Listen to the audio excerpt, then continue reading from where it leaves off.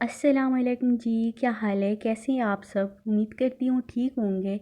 میں بھی اللہ کا شکر ہے بالکل ٹھیک ہوں۔ جیسے کہ آپ جانتے ہیں یہ ناول زنیرہ خان کا ناول ہے زندگی تیرے نام، اور اگر آپ میرے چینل پر نئے ہیں تو چینل کو سبسکرائب کریں، بیل کے آئیکن کو پریس کریں، اور لائکس اور کمنٹس تو لازمی ہی کیا کریں، کیونکہ اسے پتہ چلتا ہے آپ کو ناول کیسا لگ رہا ہے۔ یہ دلچسپ سا ایکسائٹنگ سا ناول آپ کے پاس سب سے پہلے آئے گا، تو چلتے ہیں آج کی ایپیسوڈ کی طرف۔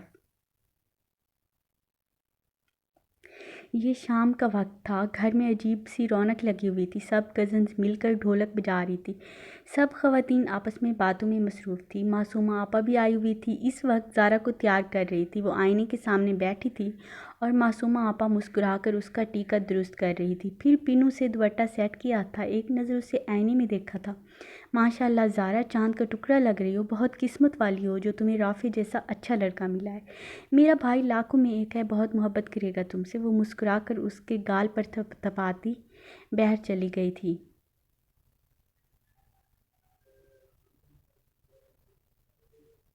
زارا نے اجنبی نظروں سے آئینے کے پار نظر آتے اپنے عکس پر ڈالی تھی۔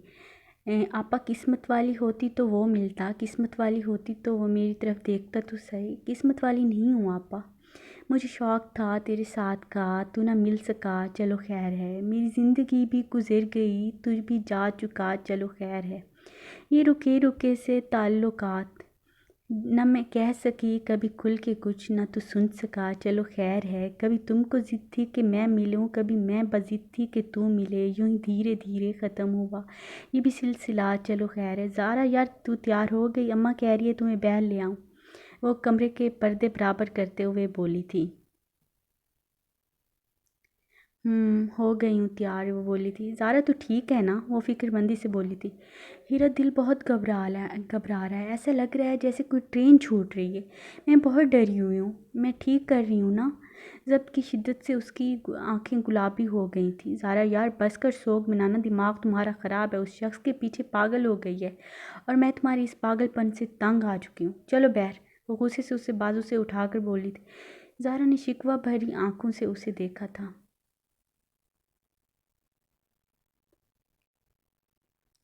چلو اب ایسے نہ دیکھو، اچھا نا، سوری۔ جب تم زندہ لاش بننے کی ایکٹنگ کرتی ہو تو سخت زہر لگتی ہے، اور زارا بہت مضبوط ہے اور وہ کبھی کوئی ٹرین مس نہیں کرتی، ہمیشہ بھاگ کر پکڑ لیتی ہے۔ وہ شرارتی نظروں سے دیکھتی بولی تھی۔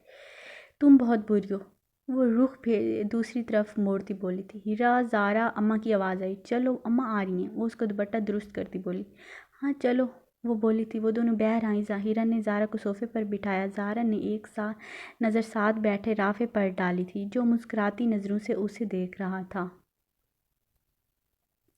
بسم اللہ کریں؟ چاچو نے کہا تھا۔ ہاں ہاں بسم اللہ کرو۔ پھپھو نے واری صدقے جاتے ہوئے انگوٹھی رافع کو دی تھی۔ رافع نے ہاتھ پھیلایا۔ زارا نے رخ دوسری طرف پھیرتے ہوئے ہاتھ آگے بڑھایا تھا۔ رافع نے اس کا ہاتھ پکڑ کر انگوٹھی پہنائی تھی۔ سب لوگوں نے زور و شور سے تالیاں بجائی تھیں۔ اب تم بھی پہناؤ زارا کو۔ اماں نے انگوٹھی زارا کو دی تھی۔ رافع نے ہاتھ آگے کیا۔ زارا نے کڑوا گھونٹ بھرتے ہوئے انگوٹھی اس کی انگلی میں پہنائی تھی۔ مبارک ہو۔ سب لوگوں نے ایک بار پھر زور و شور سے تالیاں بجائی تھیں۔ اب ہیرا مٹھائی اٹھا کر ان دونوں کی طرف لے آئی تھی۔ رافع بھائی مٹھائی؟ تھینکس، اس نے مسکراتے ہوئے برفی کا ٹکڑا اٹھایا تھا۔ زارا بھی مٹھائی؟ نہیں میں مٹھائی نہیں کھاتی، تم جانتی ہو، وہ سرگوشی میں بولی تھی۔ میں خود کھلا دیتی ہوں۔ اس نے لڈو کا چھوٹا سا ٹکڑا توڑا اور زارا کے منہ میں زبردستی دیا تھا، جبکہ زارا نے کینہ توز نظروں سے اسے دیکھا تھا۔ وہ انجان بنی مسکراتی اب مٹھائی باقی لوگوں کے پاس لے جا رہی تھی۔ رافع نے غور سے زارا کے چہرے کے تاثرات دیکھے تھے۔ زارا دانت نکال کر جبراً مسکرائی تو وہ بھی مطمئن انداز میں مسکرانے لگا۔ تھوڑی دیر میں منگنی کے ہنگامے رہے، پھر رات کو کچھ لوگ اوپر سونے چلے گئے اور کچھ ڈرائنگ روم میں فرشی بستر لگا کر سو گئے۔ خاموشی ہوئی تو زارا نے بھی سکون کا سانس لیا۔ وہ اپنے بیڈ پر بیٹھی ہاتھوں پر لوشن لگا رہی تھی، جبکہ ہیرا بیڈ پر لیٹی کروٹیں بدل رہی تھی۔ ہیرا جاگ رہی ہو؟ ہاں بس سونے ہی لگی ہوں، اتنی تھکی ہوئی ہوں، پتہ نہیں پھر بھی نیند نہیں آ رہی، وہ آنکھوں پر بازو رکھتے ہوئے بولی تھی۔ ہیرا، جب اس کو میری منگنی کا پتہ چلے گا تو کیا کہے گا؟ اصولاً تو اسے مبارکباد دینی چاہیے، اگر نہیں دے گا تو تم پریشان مت ہونا، کیونکہ وہ تمہارا باس ہے، اور اگر وہ اپنے انڈر کام کرنے والی معمولی ورکر کے بارے میں کیوں سوچے گا؟ وہ مصروف انسان ہے، اس کے پاس ہزاروں کام ہوتے ہوں گے۔ یا تم ہمیشہ میرا دل کیوں توڑتی ہو؟ تم یہ بھی تو کہہ سکتی ہو نا، اسے اچھا نہیں لگے گا، وہ یہ نیوز سن کر ڈسٹرب ہو جائے گا۔ بہن، نکل آ خوابوں کی دنیا سے، یہ فیری ٹیل کی دنیا نہیں ہے۔ اگر یہ ہے تو ہم جیسے لوگوں کے لیے نہیں ہے۔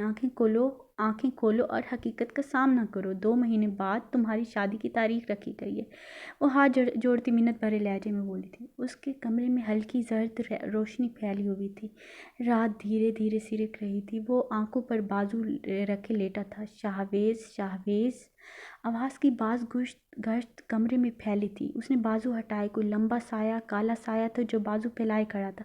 شاہویز اٹھا تھا، حیرت سے آنکھیں پھیلا کر اس سائے کو دیکھا۔ تم کون ہو اور یہاں کیا کر رہے ہو؟ وہ گھٹنوں کے بل پیچھے ہوا تھا۔ میں تمہاری موت ہوں، تمہیں مرنا ہوگا جیسے وہ مر گئی تھی، وہ تمہیں بلاتی ہے، تم جاؤ گے اپنی اس کے پاس۔ نہیں، مجھے مت مارو، میں مرنا نہیں چاہتا، وہ خوف سے ہاتھ جوڑتا بولا تھا۔ وہ سایہ کہکہ لگا کر ہنسا تھا، پھر ایک دم سے چپ ہوا تھا اور ہاتھ بڑھائے تھے، ہاتھ لمبے ہوتے جا رہے تھے، یہاں تک کہ اس کی گردن تک پہنچ گئے۔ شاویز نے آنکھیں بند کی تھی جب اس سائے کی دل خراش چیخ سنائی دی تھی۔ اس نے آنکھیں کھولی، اس سائے کے پیچھے کوئی کھڑا تھا جس نے کوئی پانی پھینکا تھا۔ وہ سایہ گر کر راکھ میں بدل رہا تھا۔ شاویز نے ہوڈی میں موجود انسان کو دیکھا جس کی سبز آنکھیں چمک رہی تھیں، چہرے پر ماسک تھا اور شاید ہونٹوں پر مسکراہٹ۔ پھر ایک دم سے وہ انسان غائب ہوا تھا۔ وہ ہڑبڑا کر ہاتھ مار کر لیمپ آن کیا تھا، پورا کمرہ روشن ہو گیا تھا۔ اس نے ماتھے پر ہاتھ پھیرا، پورا چہرہ پسینے میں بھیگا ہوا تھا۔ گہرا سانس لے کر ٹیبل پر پڑے جگ سے پانی گلاس میں ڈالا اور ایک ہی سانس میں پی گیا تھا۔ پتہ نہیں یہ عجیب و غریب خوابوں سے کب پیچھا چھوٹے گا۔ بلیویبل مین، یہ کون سی دنیا کی مخلوق ہے اور مجھے کیوں مارنا چاہتی ہے اور کس کا ذکر کر رہی ہے اور وہ کون تھا جس نے مجھے بچایا؟ خیر، اب نیند تو آنے سے رہی، جاگنا ہی پڑے گا۔ اس نے کندھے اٹھائے اور تکیے پر سر رکھا تھا۔ اس کی آنکھوں میں آج صبح والا سین گزرا تھا۔ میں کیوں سوچ رہا ہوں اس کے بارے میں؟ وہ کسی کے ساتھ بھی گھومے، مجھے فرق نہیں پڑتا، وہ بے نیازی سے بولا اور پھر آنکھوں پر بازو رکھ کر دوبارہ سونے کی کوشش کرنے لگا۔ کراچی کے خوبصورت شہر پر صبح صبح بارش برس رہی تھی۔ آفس کے شیشے بارش کی بوندوں سے دھندلے ہو رہے تھے۔ وہ معمول کے مطابق کافی کا مگ لے کر آفس آئی۔ وہ بری طرح فائلز میں الجھا ہوا تھا۔ ناگواری سے آنکھیں اٹھا کر اسے دیکھا، ماتھے پر شکنیں مزید گہری ہوئی تھی۔ کافی کا مگ اٹھا کر گھونٹ بھرا تھا۔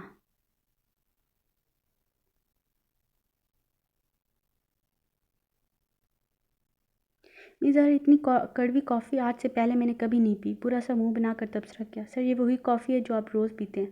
ہاں، بہت بکواس ہے۔ ناگواری تھی، شاید اس کا موڈ بہت برا تھا۔ میزر، آپ کو یہ علم ہونا چاہیے کہ مس فوزیہ ایک ہفتے کی لیو پر ہیں، ان کی ذمہ داریاں بھی آپ کو سونپ رہا ہوں۔ امید کرتا ہوں آپ انہیں اچھے سے نبھائیں گے۔ آج جو میٹنگز ہیں آپ میرے ساتھ رہیں گے اور چائنیز کمپنی والی میٹنگ کی پریزنٹیشن بھی آپ دیں گے، اور سب سے اہم بات، آپ کی میٹنگز آور میں نے بڑھا دیں، اب تم جا سکتی ہو۔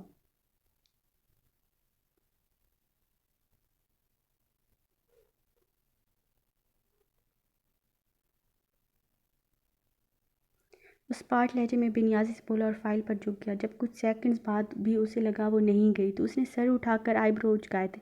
سر، آپ مجھے روبوٹ سمجھتے ہیں؟ میں اپنی ڈیوٹی بھی دوں اور دوسروں کی بھی۔ سوری سر، میں کسی کی ذمہ دار نہیں ہوں۔ سیلری بھی مس لیں اور ان کی جاب میں۔ اوہ اچھا، آئی سی۔ اس کے ہونٹ سکڑے۔ اصل مسئلہ پیسوں کا ہے۔ ایکسکیوز می سر، آپ کہنا کیا چاہتے ہیں؟ وہ غصے سے بولی تھی۔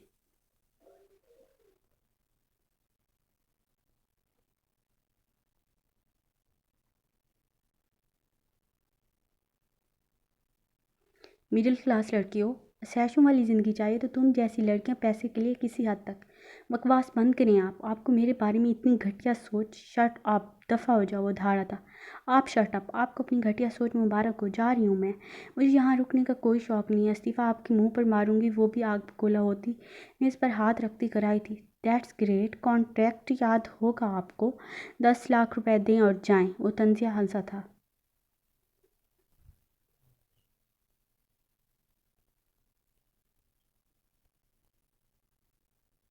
زارا جو تیش میں آ کر دروازے کی طرف بڑھی تھی مڑ کر اس بے حس شخص کو دیکھا تھا۔